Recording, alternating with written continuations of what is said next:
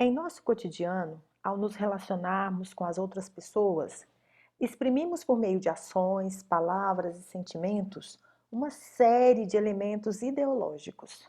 Como vivemos em uma sociedade capitalista, a lógica que estrutura essa sociedade e da mercadoria permeia também todas as nossas relações, sejam elas econômicas, políticas, sociais ou sentimentais. Podemos dizer que há um modo capitalista de viver, de sentir e de pensar. E nada escapa a isso em relação às nossas vidas no cotidiano. A expressão da ideologia na sociedade capitalista pressupõe a elaboração de um discurso homogêneo, pretensamente universal, que, buscando identificar a realidade social com que os membros da classe dominante pensam, silenciam discursos e representações. Esse discurso homogêneo não leva em conta a história e destaca categorias genéricas, tipo a família ou a juventude, por exemplo. Existem famílias com constituições diferentes e em situações econômicas sociais diversas. Aqui no Brasil nós temos exemplos assim de pessoas extremamente ricas e pessoas extremamente pobres, né? Todos nós sabemos disso.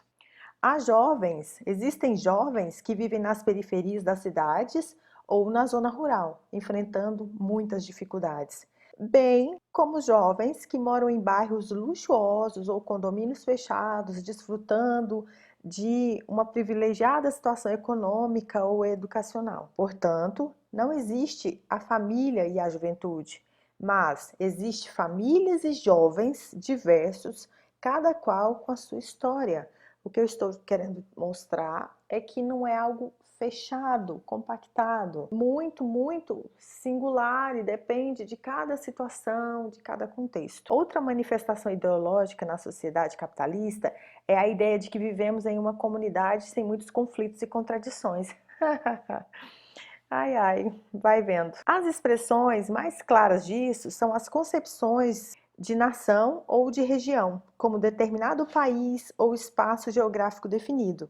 Essas concepções passam a visão de que há uma comunidade de interesses e propósitos partilhados por todos os que vivem num país ou num espaço específico. O que eu estou querendo dizer é que o Brasil para uma determinada classe social é diferente do Brasil para uma outra determinada classe social. Ficam assim, essas concepções passam a visão de que há uma comunidade de interesse e propósitos partilhados por todos os que vivem num país ou num espaço específico.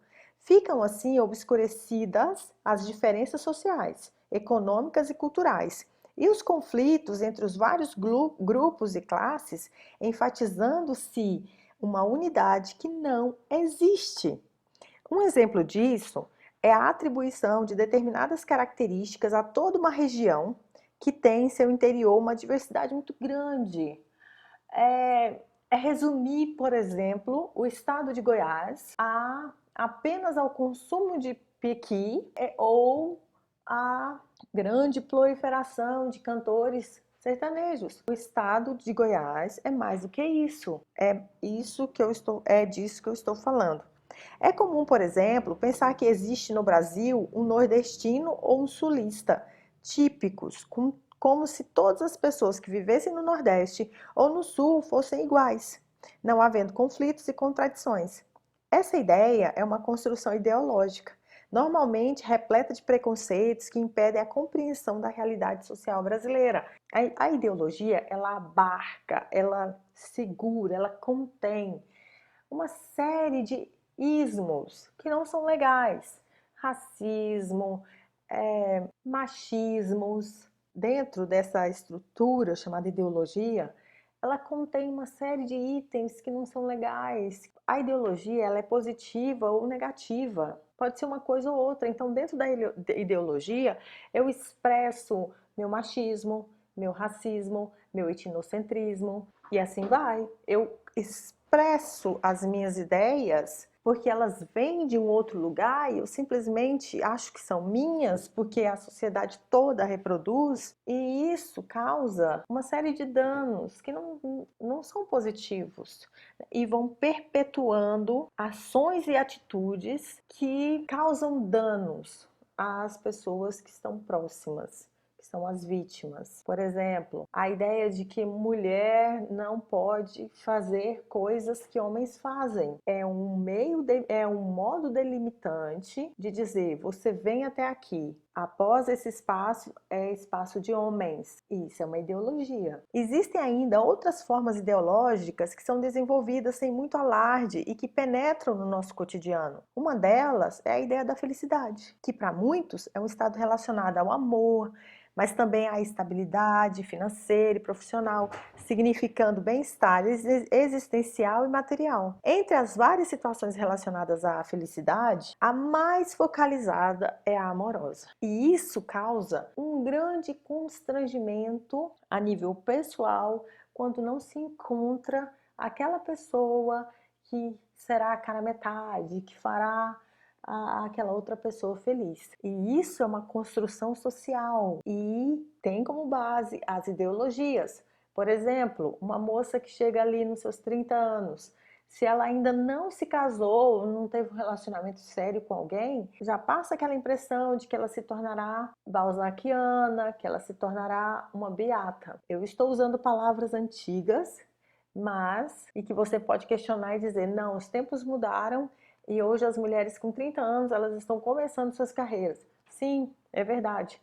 Mas ainda existe essa ideologia de que a mulher com 30 anos, que ainda nem se relaciona, ela está com seu reloginho em atraso. Ela não está cumprindo com aquele papel ideológico de que as mulheres têm que nascer, crescer, reproduzir, trabalhar pra caramba e depois morrer. Talvez a maior de todas as expressões ideológicas que encontramos em nosso cotidiano seja a ideia de que o conhecimento científico é verdade inquestionável. Muitas pessoas podem não acreditar em uma explicação oferecida por campos do conhecimento que não são considerados científicos, mas basta dizer que se trata de um resultado de pesquisa ou informação de um cientista para que a tomem como verdadeira e passem a orientar suas práticas cotidianas por ela.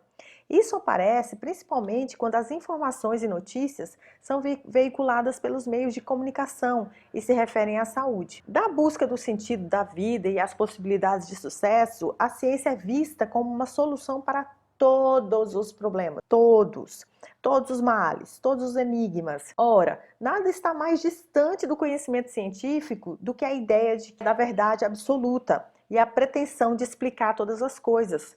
A ciência nasceu com uma outra pretensão, ela nasceu a partir do questionamento e vem se desenvolvendo a partir do questionamento e das explicações dadas a situações e fenômenos, e ela continua se desenvolvendo com base em questionamentos dos próprios resultados. Tem sempre que questionar, não é verdade absoluta. E o pensamento científico é histórico e tem validade temporária, sendo a dúvida seu maior valor é a dúvida. E o conhecimento científico, quando analisado da perspectiva de um pensamento hegemônico ocidental, hegemônico todo mundo pensando a mesma coisa, adquire um caráter colonialista, pois o que é particular, no caso ocidental, se universaliza e se transforma em um paradigma que nega outras formas de explicar e conhecer o mundo.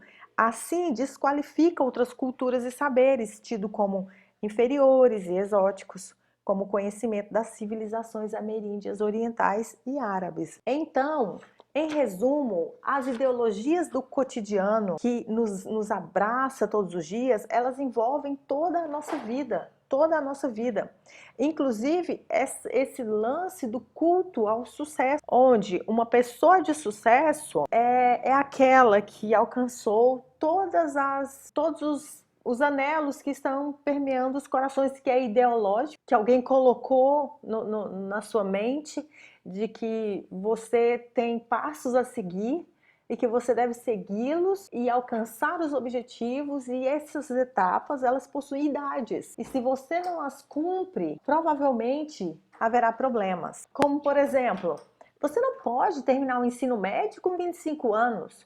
Com 25 anos, você já tem que ter terminado a sua faculdade, você tem que estar relacionando com alguém ou não, mas minimamente pensando em comprar um apartamento ou uma casa, pensando em trocar de carro, porque essa é a receita do culto do sucesso. Aí eu já estou falando de etnocentrismo, que nós estudamos com maior propriedade nas aulas de antropologia. Você precisa estudar, você precisa trabalhar, mas não pode ser um emprego mal remunerado. Você tem que trabalhar no emprego que te remunere bem. Eu lhe pergunto, esta é a realidade de todas as pessoas? Todos os brasileiros conseguem ter esse tipo de acesso? Ou apenas um grupo de pessoas conseguem passar por essas etapas linearmente? Por exemplo, uma pessoa que terminou o ensino médio mais tarde porque teve que parar para trabalhar, para ajudar a família,